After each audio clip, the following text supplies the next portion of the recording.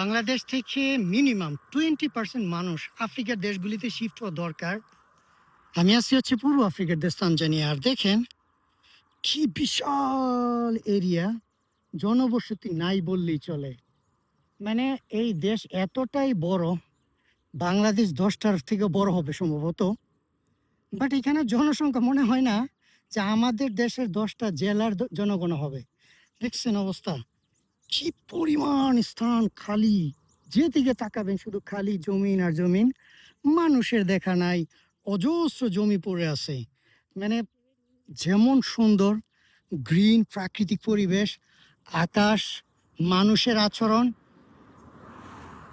সবকিছু মিলিয়ে তানজানিয়া অত্যন্ত ভালো একটা দেশ। মানুষের আচরণ এখানে খ্রিস্টান মুসলিম উভয়ই অত্যন্ত ভালোভাবে জীবনযাপন করে। এই জন্যই বললাম যদি সুযোগ হয় তাহলে চেষ্টা করুন পূর্ব আফ্রিকার দেশগুলোতে শিফট হওয়ার জন্যে। এখানে জীবনযাপন খুবই শান্ত, খুবই শান্তি, কোনো প্রেশার নাই, কিছু নাই। বাস যে যার মতো জীবনযাপন করতেছে।